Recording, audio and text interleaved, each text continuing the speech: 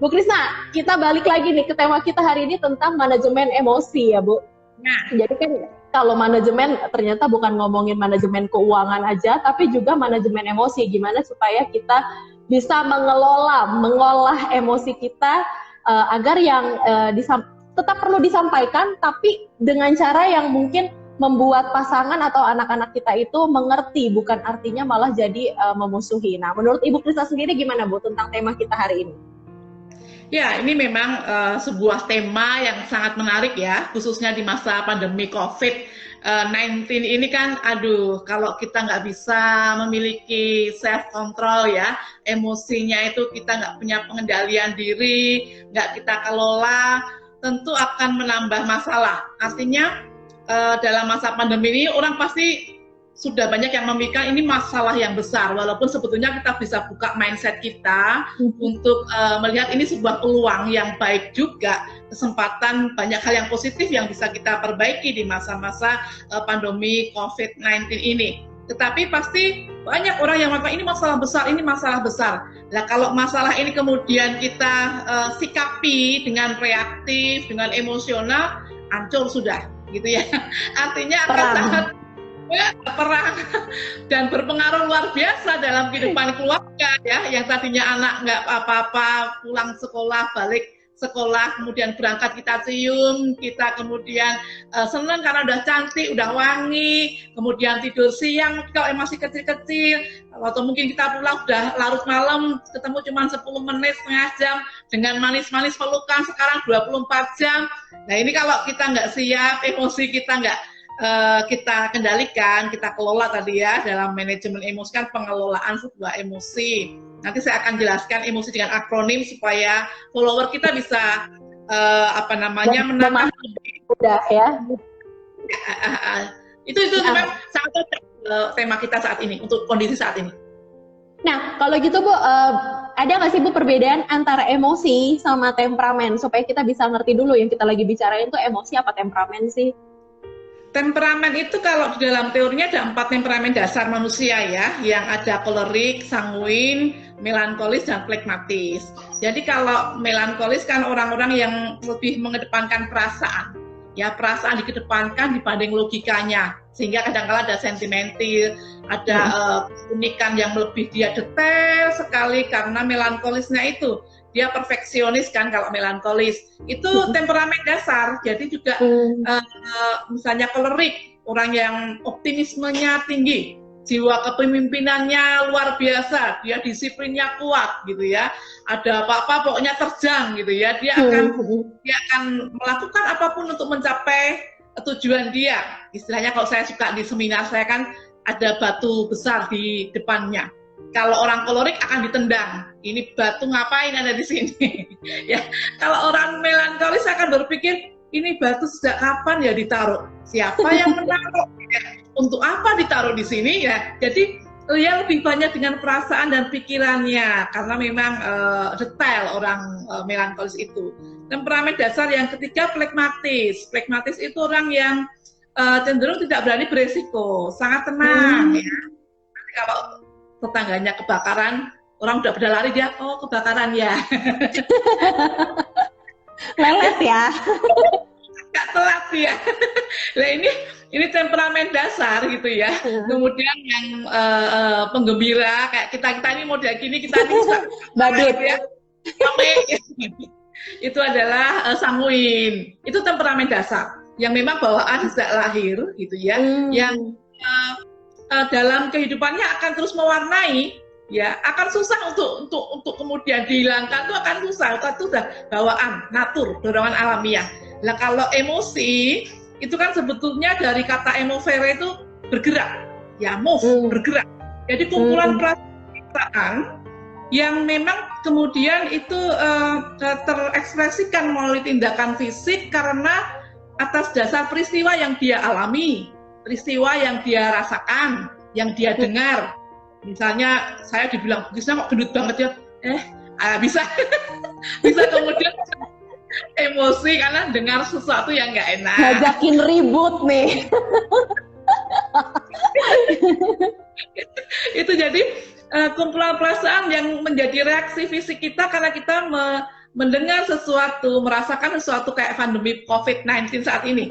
Kita kan kita nggak terkena, nggak terimbas langsung gitu ya, artinya bukan penderita COVID-19 gitu ya, corona gitu ya, tetapi bahwa kita ikut merasakan situasi saat ini, otomatis kan emosi kita, maaf kata, nyong sewu, kemarin saya di awal-awal jadi nyinyir, ya, sampai suami saya isolasi benar-benar nggak boleh nyampur dengan saya 2 minggu karena aktivitas banyak ya, artinya ketakutan tersendiri, itu kan jadi kalau kita nanti saya kasih akronimnya emosi itu I-nya iman. Kalau kita nggak punya iman, kita nggak berserah ke Tuhan, kita nggak punya ketenangan hati, kita nggak mampu mengendalikan diri, nah itu akan muncul nyinyir saya. Cuci tangan, air yang mengalir, sabun yang banyak. Padahal saking parno ya. Itu parno, betul. Itu emosi itu. Jadi sesuatu yang muncul kita melihat peristiwa atau merasakan sendiri peristiwa yang entah kita rasakannya apa nih, emosi yang menakutkan, menegangkan, atau bahkan happy, kan juga macam-macam emosi. Oke, jadi memang pada dasarnya itu berbeda ya sahabat keluarga antara temperamen dengan emosi. Kalau temperamen tadi dijelaskan Ibu Krisna bahwa itu sebenarnya udah dibawa bawaan kita sejak lahir gitu ya. Dan tipikal temperamen manusia tuh berbeda-beda. Ada yang lebih cenderung sanguin, ada yang flegmatis dan lain-lain. Sementara emosi itu lebih kayak bagaimana respons ya Bu ya. Perasaan kita ya meresponi suatu situasi. Nah, ini yang mungkin tadi Bu Krisna sempat bilang ketika kita menghadapi situasi pandemi ini kemudian mungkin dengan tekanan pekerjaan, tekanan yang lain-lain membuat emosi kita tuh responnya seperti apa? Tadi misal Bu Krisna bilang nyinyir gitu ya. Nah, Bu, mau jelasin dulu singkatan emosi atau kita mau jawab pertanyaan-pertanyaan dari saya dulu nih, Bu? Boleh, terserah kamu yang atur aja, enaknya kamu. Nggak masalah. Kalau gitu langsung aja. Langsung ini aja, jelasin emosi. Tadi Bu Krisna bilang di awal sudah punya. Nah, silakan Bu. Ya, emosi itu sebetulnya E-nya itu akronim dari singkatan kata gitu ya. E-nya itu adalah empati. Ya, empati dimana kita menempatkan diri ya sebagai orang lain. Kalau kita nggak punya empati di masa pandemi COVID-19 ini, waduh ya, anak-anak kan pengennya juga sekolah gitu ya. Anak-anak pengennya temennya sementara di rumah sedih misalnya, atau suami kita pinginnya juga ada meeting demi meeting yang langsung tatap muka, kemudian kita juga punya kesibukan yang lain. Kalau satu sama lain tidak bisa memahami dengan berempati emosi tadi, ya sudah, yang terjadi hanya akan tadi yang Ellen katakan perang dunia ya. Makanya itu penting sekali karena kita bisa merasakan perasaan anak-anak kita. Kadang-kadang anak kita juga kangen temen mama, atau mungkin pasangan kita, waduh ini seharusnya kita sudah mikirin ini proyeknya ini, bisnisnya ini. Nah gitu bagaimana kita berempati. Ya sabar ya Pak, misalnya gitu. Atau sabar ya Mah, kita nggak bisa keluar-keluar dulu, kita harus di rumah. Sementara mungkin biasanya kita makan di luar atau kita jalan. Nah ini kan semua berubah. Kalau nggak ada empati dalam masa pandemi COVID-19 ini, dan sementara banyak hal yang berubah luar biasa, akan ada kemarahan, emosi yang mungkin negatif juga muncul gitu ya, konflik demi konflik. Makanya yang pertama sekali lagi empati, kemudian emosi ya, M itu mari kita mawas diri. Mawas diri itu kita sendiri harus berintrospeksi diri. Apa di masa pandemi COVID-19 ini yang harus saya lakukan dan yang sudah saya lakukan, ya. Yang penting sekali, yang sudah saya lakukan itu membangun sebuah suasana yang penuh bahagia, penuh ketenangan, atau malah menegangkan ya. Di awal-awal pertengahan Maret atau awal Maret itu kan semua serba takut. Sekarang kan udah bisa adaptasi ya, menyesuaikan diri. Itu yang saya bilang tadi, saya agak nyinyir juga anak saya kadang-kadang, Mama kenapa sih? Mama itu ketakutan sekali ya. Panik ya Bu ya? Ya mungkin karena nggak tahu ya, seorang ibu atau ya ketakutan tersendiri itu muncul dengan sendirinya, tapi dengan kita punya kemampuan untuk tadi yang katakan I-nya nanti terakhir adalah iman, itu kita lebih tenang gitu ya, kita bisa empati, kita juga merasakan bahwa ini yang saya rasakan dan saya sendiri, semuanya tanda kutip sedang prihatin, semuanya sedang berdampak. Jadi yang pertama tadi adalah empati, M-nya itu mawas diri, Kita harus berpikir apa yang sudah kita lakukan dan apa yang harus saya lakukan supaya bisa memberikan suasana ini tetap mendukung dengan adanya corona ini, kita tetap mampu untuk menjalankan tugas-tugas kita baik dalam keluarga. Itu apa yang harus saya lakukan. Kalau orang tua ya mari peran kita sebagai orang tua. Kalau kita punya pekerjaan dari kantor kemudian harus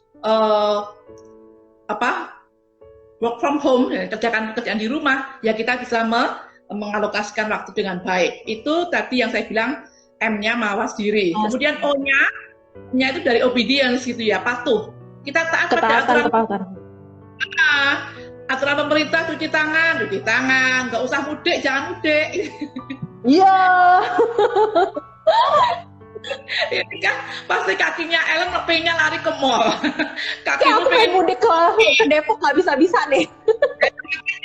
Udah patuhin dulu untuk masa ini kita stay at home gitu ya. Iya. Obedience ya, kepatuhan itu penting karena akan mendatangkan berkat ya. Kalau kita patuh, kita taat, itu kita sendiri yang diuntungkan kok. Jadi jangan ngeyel. Iya. Kalau ngeyel ya dampaknya jangan ngeyel ya Len. Rasain. Itu yang tadi O ya, emo. Kemudian S itu sabar ya. Bahkan dalam ini kita nggak cukup hanya sabar, tapi harus panjang sabar. Ya, kita ingin marah tapi tahan diri, jangan ngomong deh. Makanya emosi itu sebetulnya pencetusannya, ekspresinya kan bisa melalui verbal. Verbal itu kata-kata. Tapi juga bisa ekspresi wajah dengan cemberut, dengan teriak-teriak, loh kan kayak gitu tuh. Cantiknya hilang.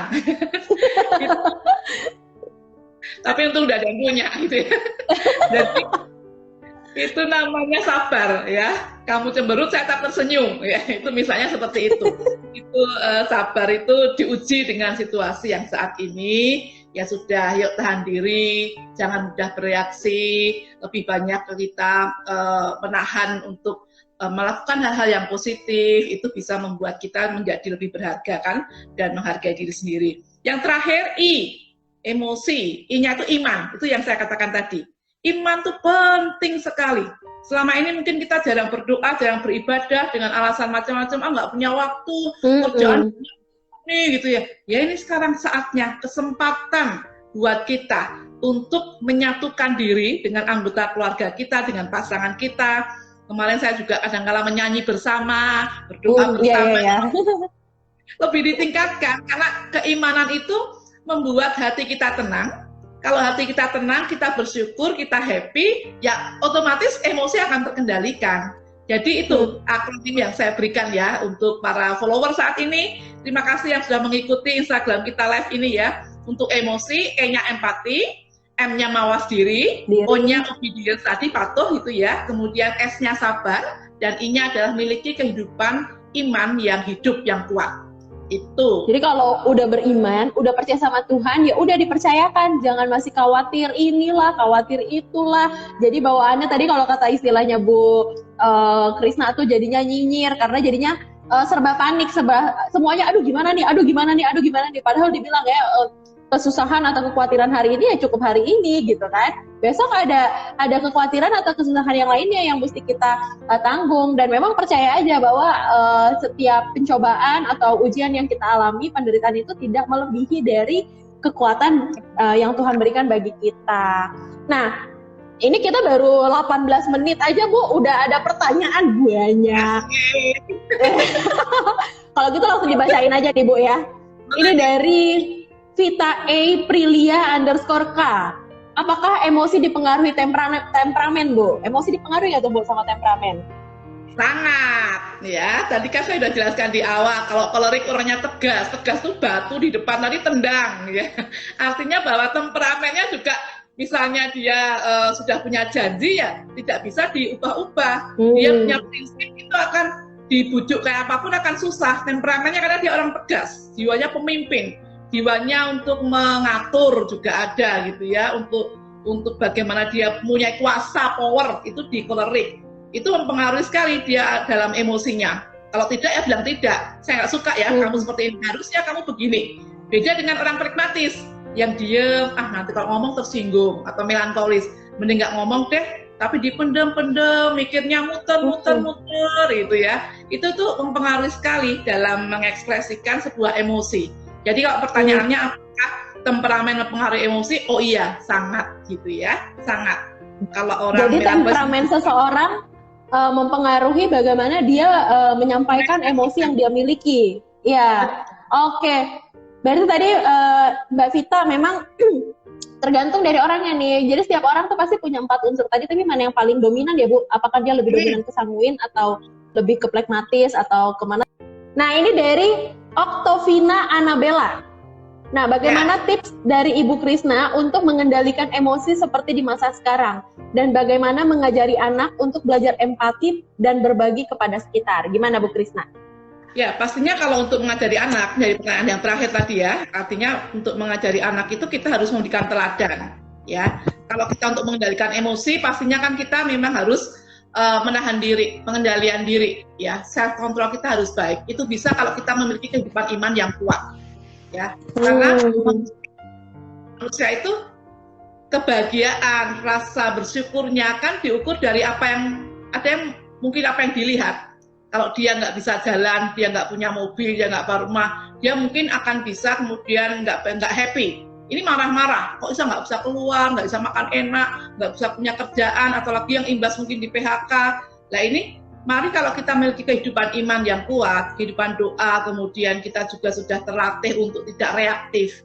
Apa-apa itu dipikir dulu. Kalau saya mau ngomong seperti ini, itu menjadi berkah, atau bahkan menjadi sebuah hal yang memanas, merusak atau membangun. Jadi kalau nggak yakin omongan kita itu baik, jangan ngomong. Itu bagian pengendalian diri, itu tipsnya. Miliki kehidupan iman yang bagus, kemudian kita mengendalikan diri. Ya, kalau nggak pasti positif, jangan bicara, gitu ya. Jadi itu membuat juga suasana kan jadi enak daripada kita ngomong ingin ngalor ngidul yang kemudian semua juga nggak ya, itu membuat suasana nggak baik. Jadi pengendalian tipsnya gampang. Untuk punya iman yang bagus dalam hidupan doa, kita juga belajar untuk tidak reaktif, kemudian kita melakukan hobi yang positif, karena orang yang tidak punya hobi, itu orang yang paling nggak happy. Ya, dia kalau nggak happy, cuma marah-marah, nyalain anak, nyalain suami, nyalain istri, nyalain keadaan.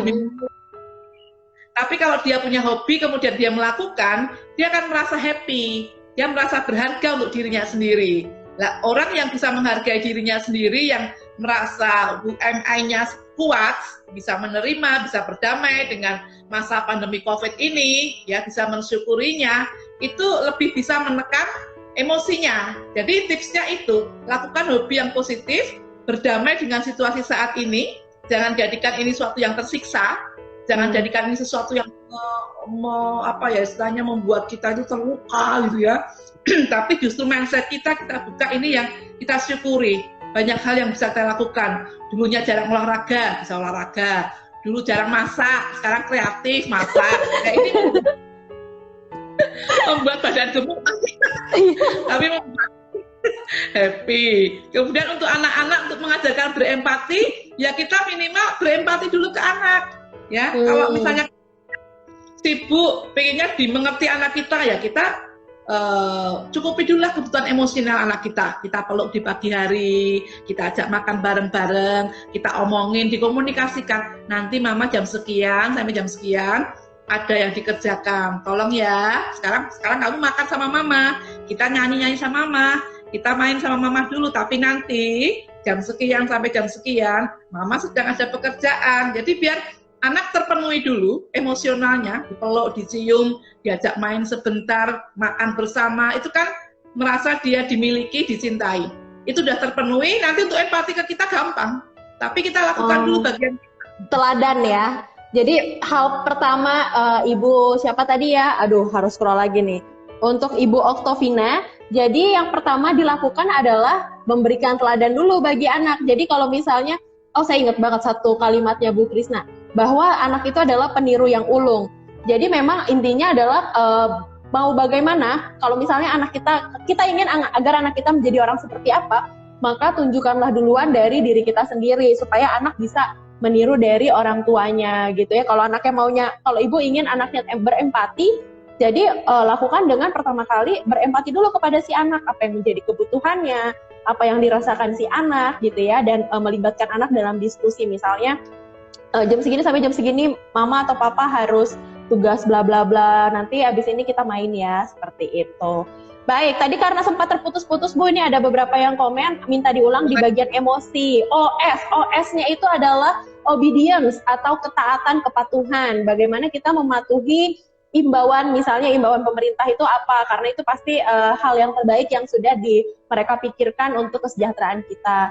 Kemudian S-nya apa? S-nya adalah, saya nyontek dulu, sabar. Panjang sabar. Nah, sabar untuk apa? Sabar untuk menghadapi segala situasi ya. Jadi bukan cuma sabar, tapi panjang sabar. Sabar itu panjang banget gitu ya. Nah, ini perlu dilatih gitu ya. Mungkin sulit tapi tetap perlu dilatih. Nah, Bu, lanjut nih, Bu. Berhubungan dengan pernyataan sabar tadi. Dari Vinka_CA. Gimana mengelola supaya kita bisa panjang sabar, Bu? Nah, silakan, Bu. Ya, memang nggak mudah ya. Kadang-kadang kita berpikir begini, sabar aja susah, kok suruh panjang-panjang gitu ya. Tapi bukan berarti tidak bisa ya. Minimal kita sendiri yang mempunyai pengendalian diri dari mulut kita deh. Gampangnya dari mulut kita. Itu tadi yang saya bilang. Kalau nggak yakin ngomongannya itu positif, nggak yakin omongannya itu membangun, jangan ngomong gitu ya. Misalnya kita misalnya aduh kok kayak gini. Ya gitu, misalnya kita kalau ngomong aduh aja kan sebetulnya sudah mematahkan semangat, ya, tidak mendorong, tidak membangun. Jadi supaya sabar itu bisa menjadi panjang sabar, yuk kita kembali ke diri kita, ya, pilihan kita, ya, kita mau nggak untuk tidak nyinyir, kita mau nggak untuk tetap mengedepankan senyuman kita daripada kita melotot, gitu ya, kita mau nggak untuk kita takut sekali loh Lan. Jadi mau nggak kita itu misalnya untuk tidak kemudian marah, karena sebetulnya muaranya di hati sih ya. Untuk kita tips untuk mengendalikan diri dan sabar itu hati kita ini gudang raksasa, tempat wadah untuk menyimpan emosi yang negatif ataupun yang positif ya. Nah, kita mau keluarkan yang mana nih, itu kan pilihan kita ya. Makanya keluarkanlah hal-hal yang positif. Bersyukur dengan apa yang ada. Tetap bersyukur walaupun ada pandemi COVID-19 ini. Berdamai dengan situasi yang ada. Tidak menyalahkan situasi yang ada. Tidak menggerutu, tidak menuntut. Ya, itu bagian dari kita mengendalikan diri menjadi orang yang sabar.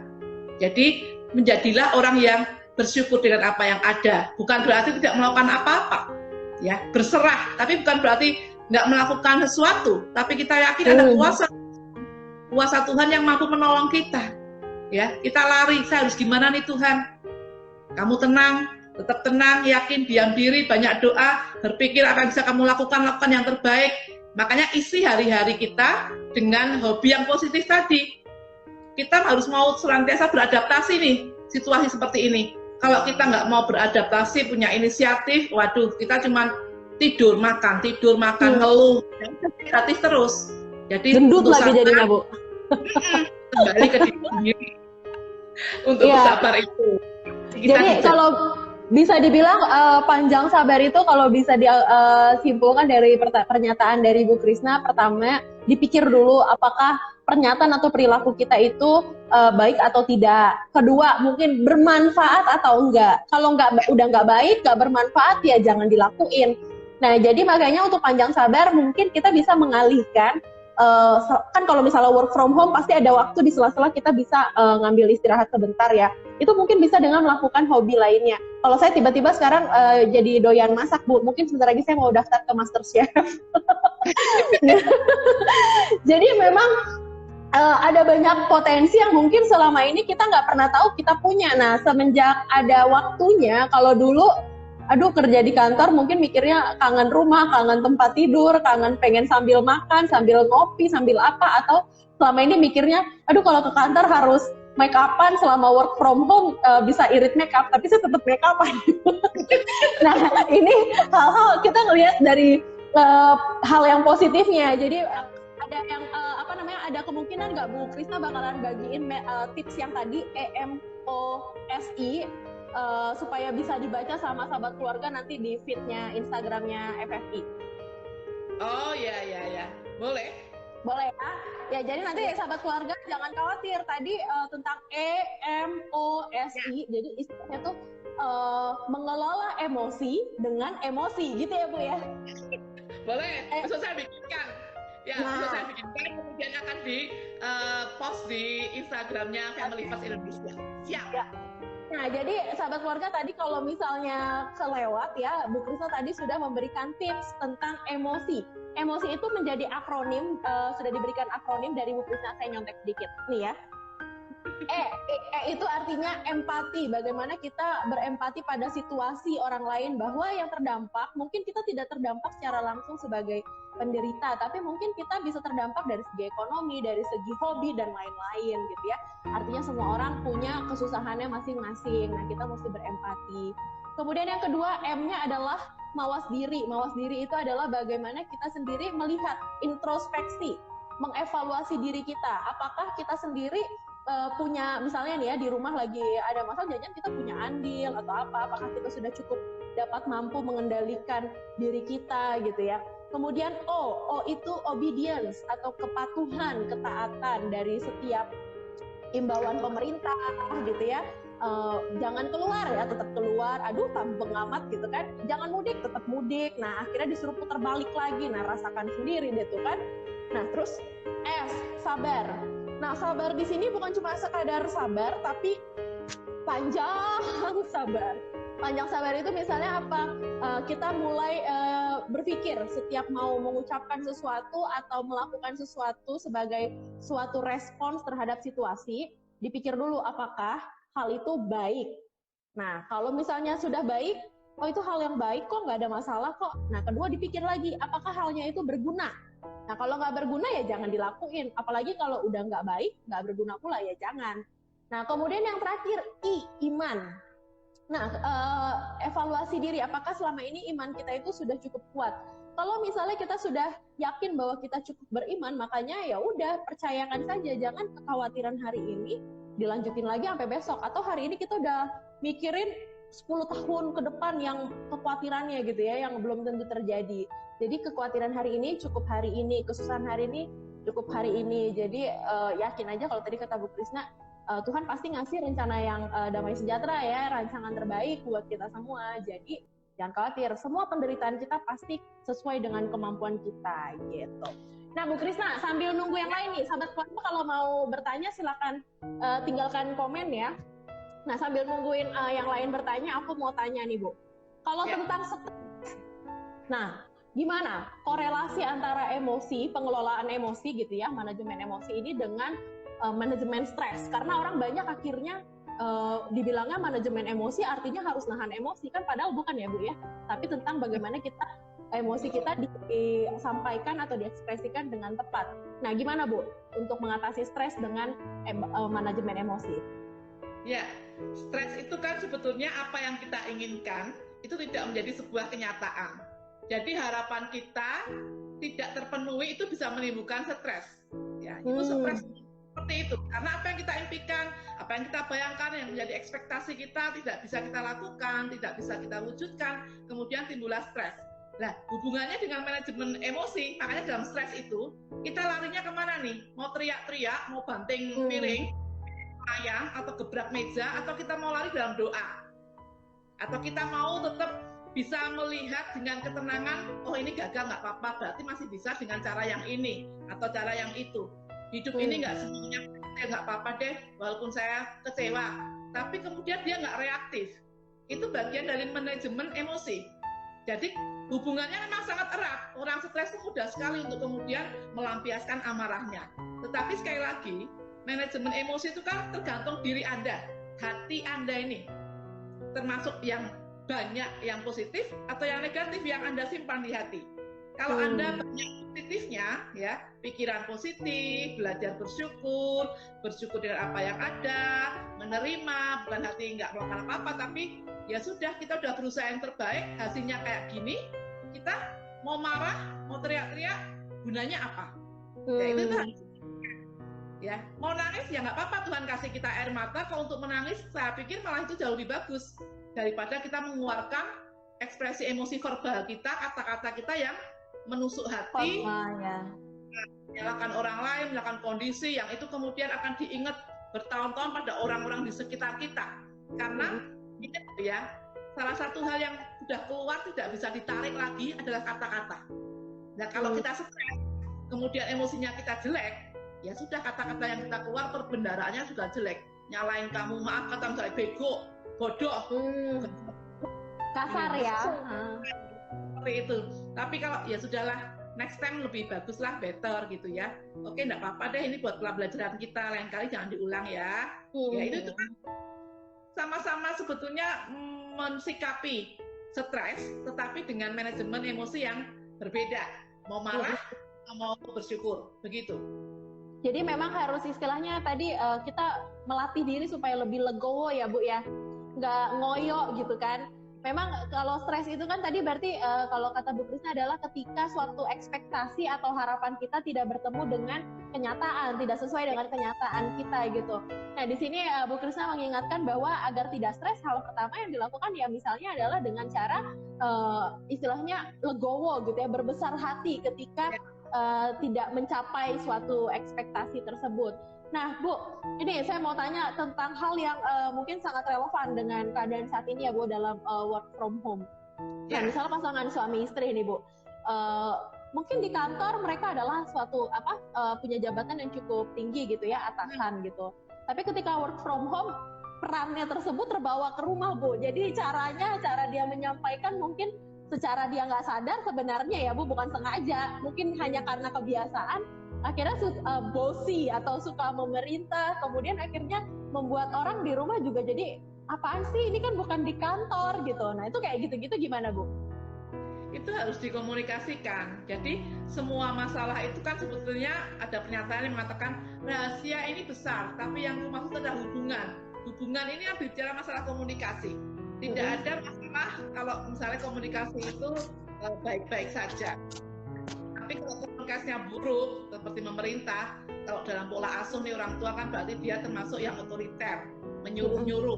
Nah, di rumah yang kedudukannya itu sama, artinya kita satu keluarga, satu tim yang saling harus menyayangi, harus saling memperhatikan. Tapi ke bawah karena kita punya posisi di kantor.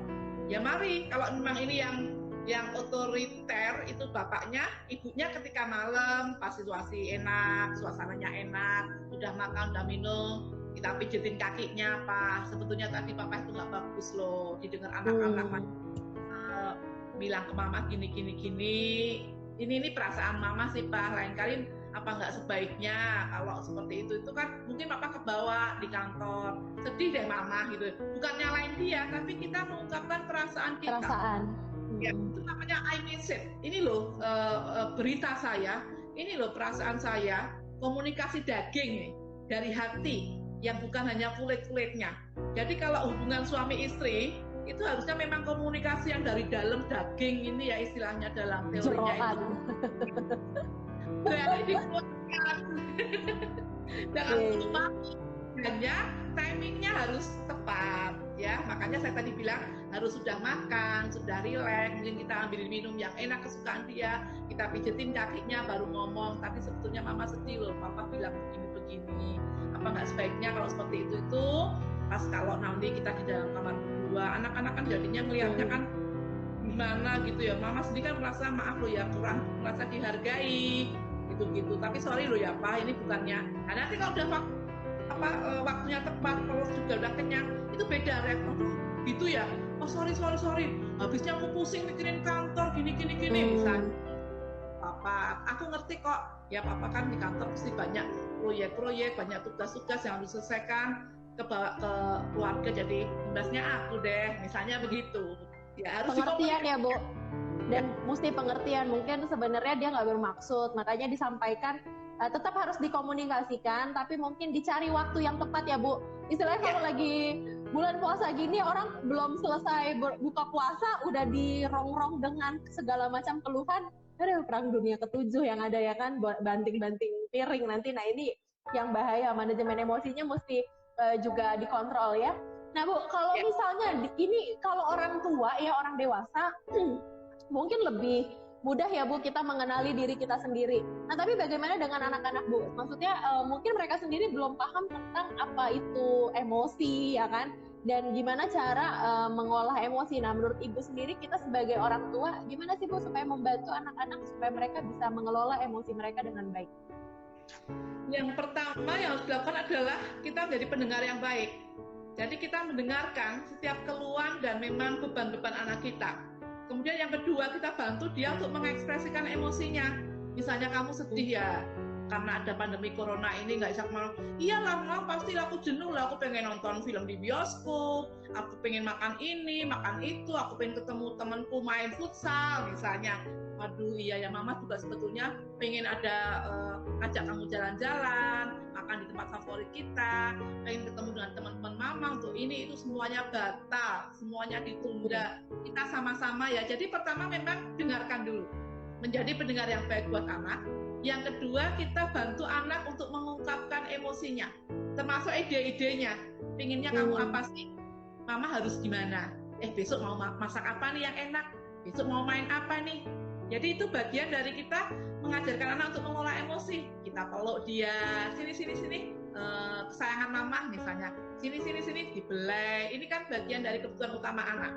Jadi kalau anak merasa dicintai, dia akan enak mengekspresikan perasaannya. Itu nanti emosinya akan sehat. Pengelolaannya ke depan akan bagus. Untuk menghargai teman-temannya, menghargai atasannya, menghargai orang-orang yang memang bersosialisasi dengan dia. Itu tergantung dari kita. Jadilah pendengar yang baik, kemudian bantu anak untuk mengungkapkan emosinya, dan kita juga bantu anak untuk menciptakan ide-ide yang memang dia rindukan untuk terwujud. Itu yang harus harapannya si anak ya Bu ya. Jadi memang kalau kasusnya dengan anak, kita sebagai orang tua itu cara membantu anak supaya mereka bisa mengelola emosi dengan baik adalah satu, menjadi pendengar yang baik.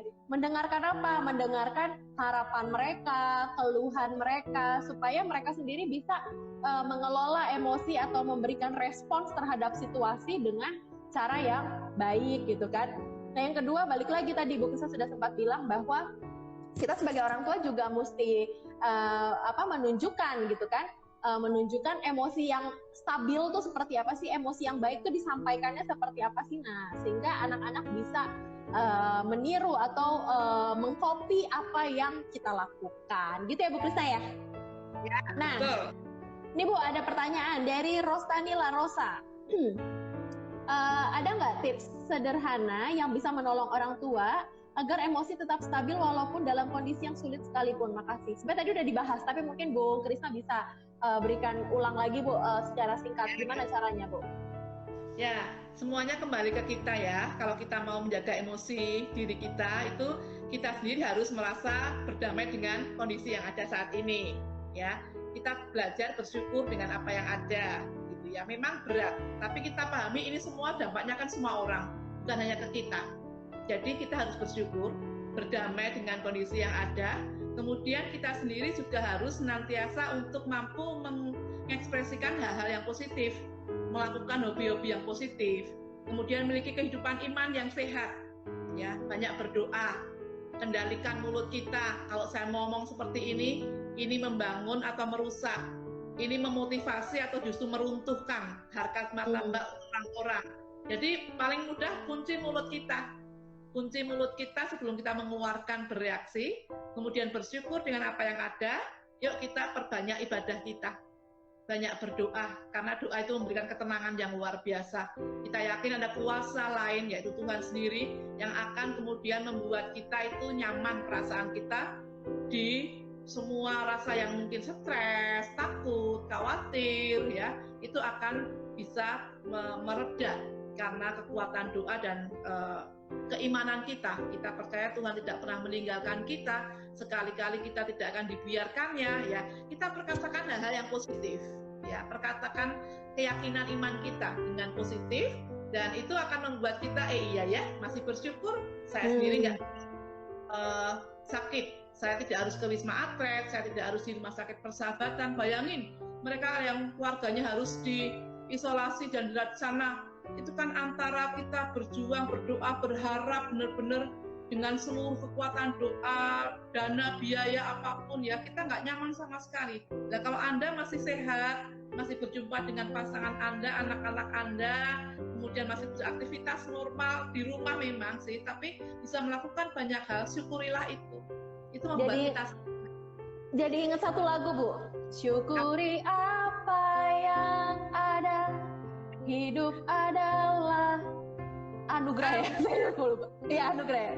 Nah, memang banyak istilahnya count the blessings gitu ya. Jadi hitung berkat atau anugerah yang ada dibandingkan hitung dengan kesulitan yang kita temui gitu ya.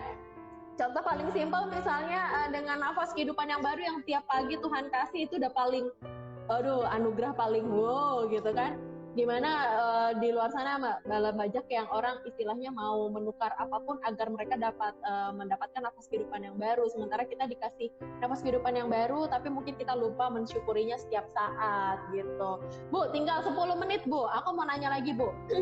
Nah, nih ya sebentar nih, contekan saya banyak nih ya. Nah, kalau misalnya ternyata emosi udah keburu nggak terkendali Bu, sehingga terjadinya perang ya Bu. Nah ini kan apa sih namanya, sangat manusiawi ketika misalnya pasangan kita emosinya meletup-letup dan akhirnya kita sakit hati ya kan. Nah gimana supaya kita bisa istilahnya lebih legowo untuk menghadapi pasangan kita yang mungkin sudah keburu meletup-letup emosinya dan menyakiti hati kita Bu.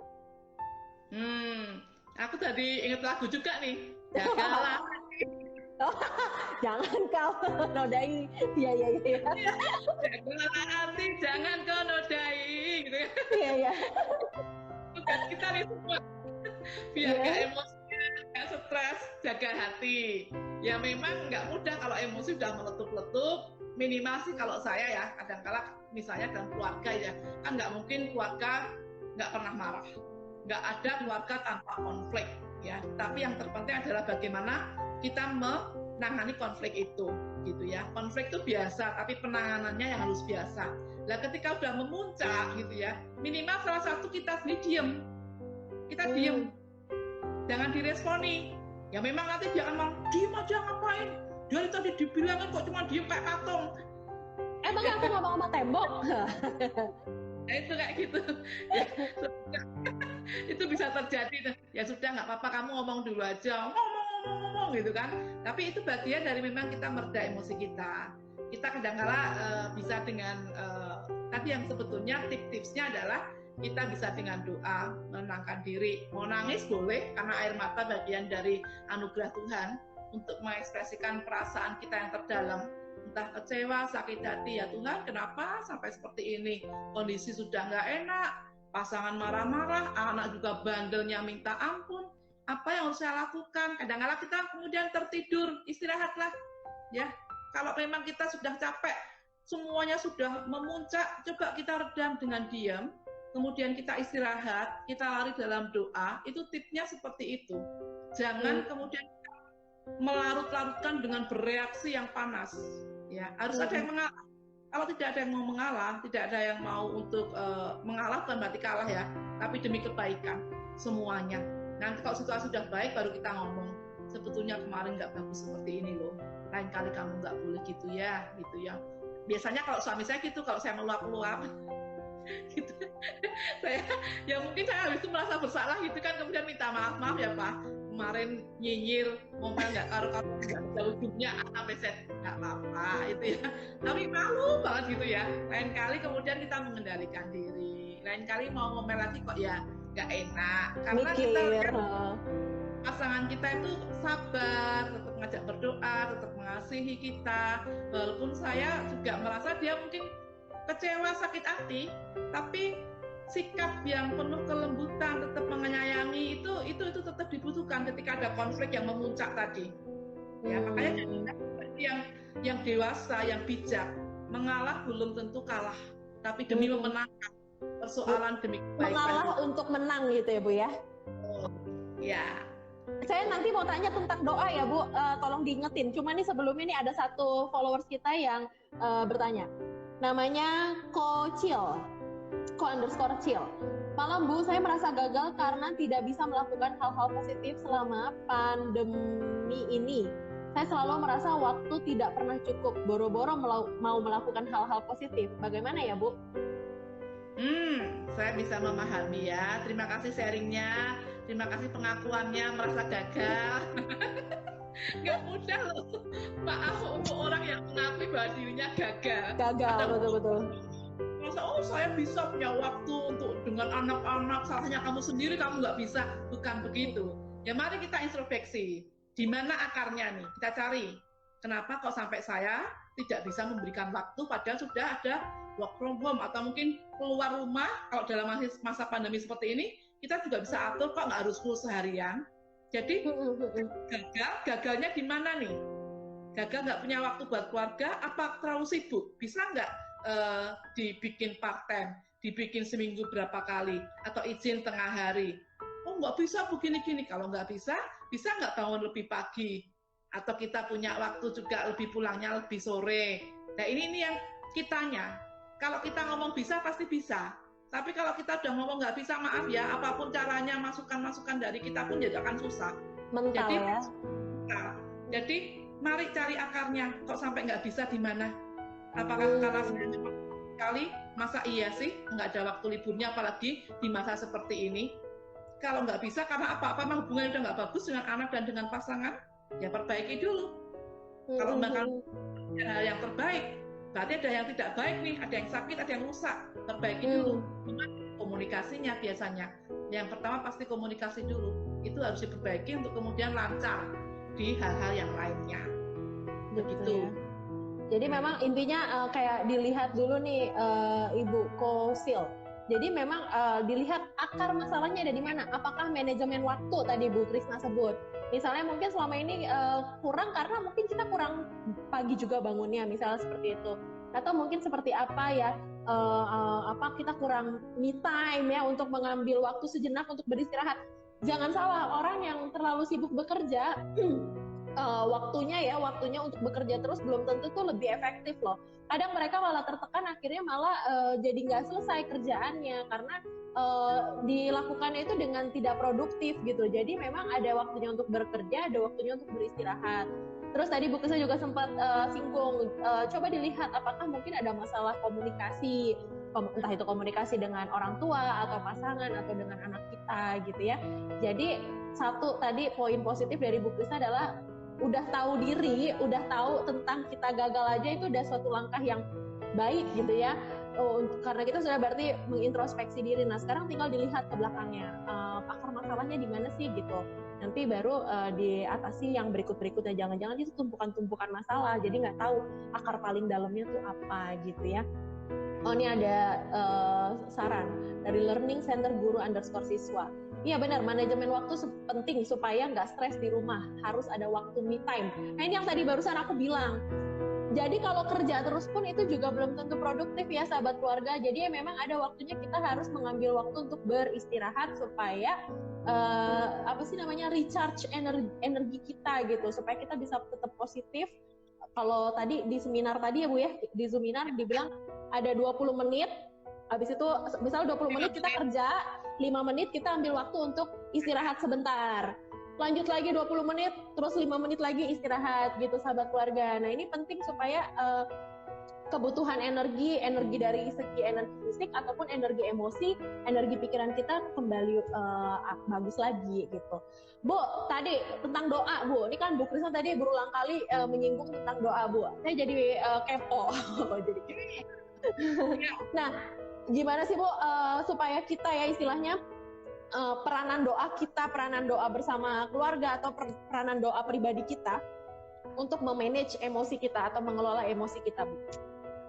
Ya, peranan doa itu luar biasa ya, baik untuk diri sendiri terutama untuk keluarga. Kalau saya doa sendiri aja bisa lebih tenang, bisa lebih punya pengharapan, lebih optimis. Apalagi ketika itu kita barengin dengan anak-anak kita dan pasangan kita. Tentu keoptimisan, ketenangan juga akan membawa kepada hati mereka semuanya. Nular. Jadi nular. Peranannya sangat besar. Kami setiap malam sebelum tidur pasti doa bersama-sama. Kalau bangun tidur kan cuma berdua sama suami, anak kan nggak ikut tidur sama saya. Iya. Nggak muat ya Bu tempat tidurnya ya? Ya harus punya alasan kuat. Walaupun kuat bilang nggak kuat. Iya. Kata ajarin kamu kan mau nikah gitu ya. Jadi seperti itu, harus di-continue, harus dilakukan, jangan sekali dua kali, tapi itu harus continue. Karena sebagai kebiasaan ya Bu ya? Karena sebenarnya pendidikan yang berhasil itu ketika anak tidak lagi nantinya bergantung ke kita, tapi anak itu bergantungnya ke Tuhan.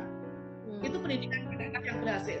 Dengan berbagai macam godaan dunia yang menyesatkan, yang menggiurkan, yang nanti ujung-ujungnya menghancurkan, anak akan lari kemana sumber pertolongan dia. Nah itu dari doa-doa yang selama ini kita sudah ajarkan. Jadi kalau dia takut menghadapi sesuatu, dia larinya doa. Dia khawatir ada beban, ada persoalan, dia larinya doa, tenang. Dan langkah-langkah yang dilakukan juga positif. Jadi seberapa besar pengaruh doa bersama dalam keluarga, tadi yang Ellen tanyakan, itu sangat besar. Tidak hanya di masa pandemi ini aja, tapi juga di hari-hari berikutnya, tahun-tahun berikutnya. Itu akan membuat kita untuk tidak menjadi, maaf ya, koruptor, tidak menjadi untuk pelakor, untuk macam-macam yang negatif. Itu karena kita tahu di hati nurani kita terdalam, ini berkata tidak untuk hal-hal yang negatif karena kekuatan doa dan iman kita. Gitu. Jadi memang istilahnya bagaimana, kalau saya boleh kasih kalimat ya atau istilah, bagaimana membuat doa itu sebagai nafas kehidupan ya Bu ya, menjadi kebiasaan, jadi hidupnya kita setiap pagi atau setiap malam, terserah. Misalnya kalau misalnya yang Kristen bisa bersaat teduh bersama, atau misalnya bagi yang Muslim nih ya bisa banget untuk sholat berjamaah. Apalagi kan sekarang nih kita nggak ada yang boleh keluar nih. Gimana memanfaatkan supaya kita bisa beribadah bersama dengan keluarga. Kalau selama ini susah, nah sekarang Tuhan kasih kesempatan buat kita bisa berdoa, beribadah bareng terus dengan keluarga. Nah manfaatkanlah dengan baik gitu. Apalagi kalau bisa jadi kebiasaan. Wow, bagus banget. Atau mungkin nanti sambil melatih ya Bu, kalau kakak saya tuh anak-anaknya di rumah gantian Bu. Siapa yang hari ini mimpin doa, siapa yang besok mimpin doa, siapa yang hari ini baca kitab suci, siapa yang besok baca kitab suci. Nah ini penting banget. Oke Bu, untuk penutup, tips-tips buat follower yang mendengarkan program live streaming kita hari ini Bu, supaya kita bisa memanage emosi sebagai suatu kesimpulan. Gimana Bu Krisna? Satu, pastinya berdamai dengan situasi kondisi COVID-19 ini, gitu ya. Yang kedua, bersyukur dengan apa yang ada. Kita belajar bersyukur. Kalau hati kita meluap dengan ucapan syukur, emosi akan terkendali. Yang keluar akan kelembutan, akan kata-kata yang penuh pengharapan, akan kerukunan ya, satu sama lain dengan penuh cinta, karena kita meluap dengan hati ucapan syukur. Jadi yang pertama, berdamai dengan kondisi saat ini, kemudian miliki hati yang bersyukur, kemudian kita lakukan hal positif termasuk hobi kita untuk bisa olahraga yuk, yang selama ini nggak pernah, bisa dengan yoga tadi dalam webinar kita ya, zoomernya tadi, dengan kita sama-sama seminar tadi, bisa dengan YouTube ada yoga misalnya, dengan anak kita bisa bulu tangkis, olahraga di garasi depan rumah, itu kita lakukan. Hal-hal yang positif yang menjadi hobi kita, mau masak-masak atau yang lainnya, itu membuat kita merasa diri berarti, kita merasa benar, dan itu bisa membuat kita menahan emosi kita sehingga manajemen ataupun pengelolaan emosi kita akan baik. Baik, aduh terima kasih banget Ibu Krisna Dewi buat waktunya. Jadinya sejam lebih dikit nggak apa-apa lah ya Bu ya, berbagi dengan sahabat keluarga tentang manajemen emosi hari ini. Sahabat keluarga, hari ini kita ngomong tentang manajemen emosi. Bu Krisna sudah banyak memberikan tips tentang bagaimana kita bisa tetap berempati, tetap mawas diri, tetap patuh atau obey. Kemudian S-nya itu sabar, panjang sabar, dan I-nya tetap beriman supaya kita tuh tetap mengandalkan Tuhan dalam segala kesulitan atau situasi yang kita miliki, sehingga emosi kita pun jadinya lebih stabil gitu ya, tidak meluap-luap dan akhirnya melakukan hal yang mungkin membuat kita menyesal. Thank you so much Bu Krisna.